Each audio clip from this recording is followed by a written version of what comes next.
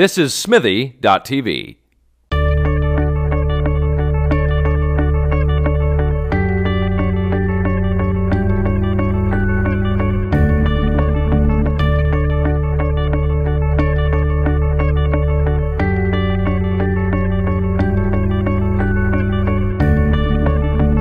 Hi, I'm Katie Allman reporting for Katie Chats here at Smithy TV in downtown Toronto with the critically acclaimed folk singer Brenna MacCrimmon. What inspired you to get into Turkish and Balkan music? The short story, it was a trip to the local public library, and it was a warm summer, and I didn't have enough to do, I guess, and so I was taking out albums, because way back in those days it was only albums, and I was just exploring the world of music, basically, through what was there on vinyl. And when I heard the music from Turkey and Eastern Europe, literally it caught my ear, and from there it was a slow process of trying to find people in the Toronto area who actually did this kind of music, and went from being just a listener to someone who was actually trying to learn. And then, like a giant snowball rolling down the hill and picking up steam, I eventually decided that to really learn more about this stuff, it was great working with people here, but I really needed to go to the source, as it were. So I made a number of trips to Turkey, one of which ended up, I thought I would go for 6 months to a year, and it ended up being 5 years. In Istanbul? In Istanbul, yeah. And how did that affect you, and who were you learning from while you were there? I was really lucky, and I think that when you, as an outsider coming into that, they're thrilled. They're thrilled that you are so interested in their culture and music tradition. And in some cases, especially at the time that I was there, interest was really waning among young people. So a lot of people who'd been doing this music for a long time just sort of felt like, oh, you know, people don't care about us anymore. And so here's this keener foreigners showing up. And so they were really, people were generally so generous and helpful to me. And I was really, really lucky to work with, I have to say, not just learn from, but work with. So as you work with them, you learn from them. But anyway, some really great musicians, traditional folk musicians, Turkish classical musicians, which is a whole other tradition.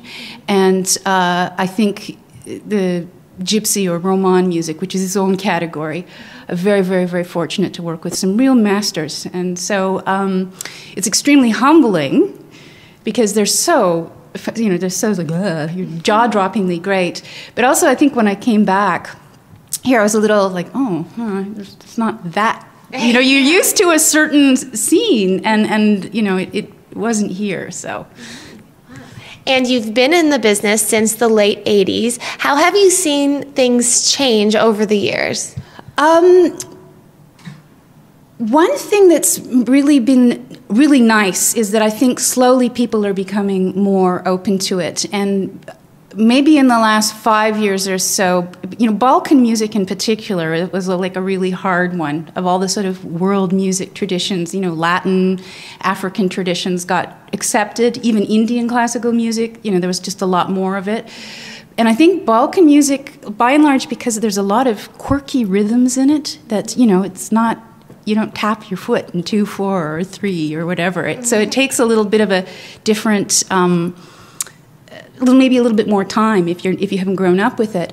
And so it's been really nice in the last few years. There's been a real resurgence or emergence of brass music, Balkan brass music. And around North America now, there are little pockets of people playing brass. And what's really nice about that is that the dancing comes along with it. And if you look at any tradition that comes from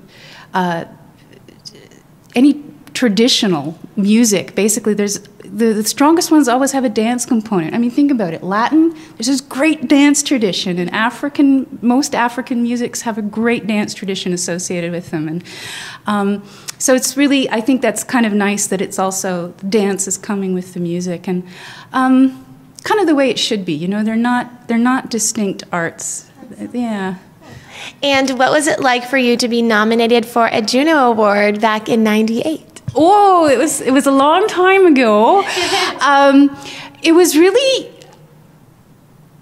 Well, it was kind of a thrill, and I was stunned in a lot of ways. And I did not expect to win it, and I didn't. Partly because I think what I was saying, that this Balkan music, in the kind of Turkish music that I was doing, is basically a variety of Balkan music, and too many odd rhythms, and but to go there and to be there, I don't know. It was just like, there's red carpets, and you're sitting in the audience, and whoa, look, like all of these, like the really famous people are all there, and I don't know, it's a thrill. It is a kind of a thrill, and yeah. Yeah. And you've been teaching as well. Can you tell me a little bit about what that experience has been like? I love teaching, actually, and I have been teaching Balkan singing and Turkish song, or whatever you want to call it, since the mid-90s, I guess. And usually, I've done a few little workshops in different places, but usually I do it at very specialized workshops in the U.S. that focus on Balkan music and dance. So everybody is already kind of a keener. But it's a real thrill. And one thing that I love doing is going into a group of people and singing, demonstrating a song, and they go, "We're not going to get that." And it's like, no, we're going to get it. And you break it down, and you sing it, and you work on it. And, by the end, people are like, we're doing it. And that's a really, really lovely thing. And another lovely thing is that when I get messages from people that say, I'm still singing that song. And that's like, yes, that's how this lives. That's how it goes on. It's not by keeping it all into yourself, but by passing it along and finding different ways that it can be used. So actually, I was very, very lucky over a course of years to work with the Toronto Theatre Company, where the director and the playwright were integrating traditional music into the play. And so that was a really interesting challenge, is, how does this work? And it ended up being very good in the end, I think, I can say honestly. That one Fringe in Edinburgh, I can't remember what year, but the play did actually very well. And I think one of its strengths was integrating this traditional music into a very intense drama. So that was goodness. We have a variety of albums here that are your own. Are there any ones in particular that really stand out to you and that are close to you?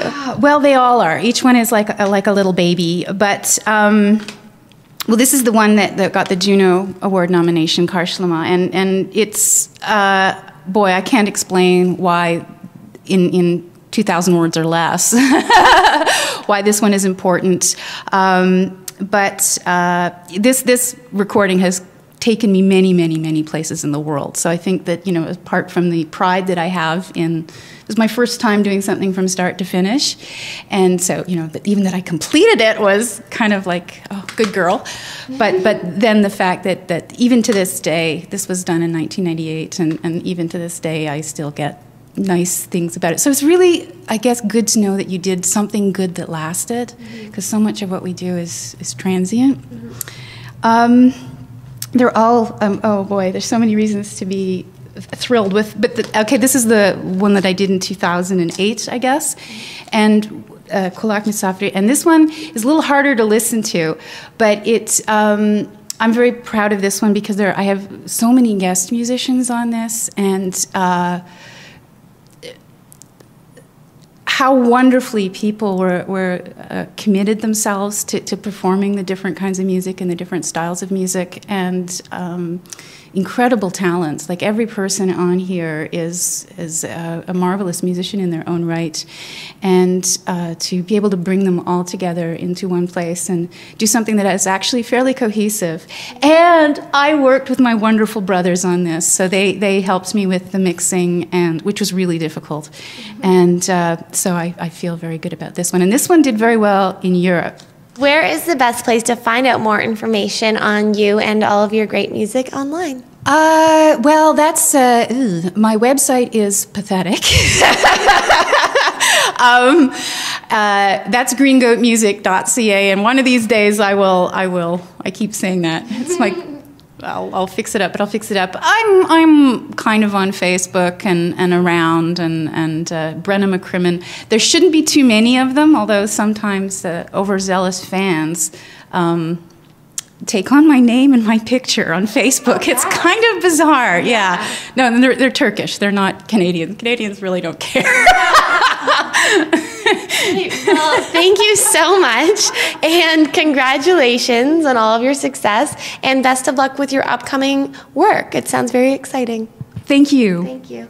I'm Katie Allman reporting for Katie Chats here at Smithy TV in downtown Toronto.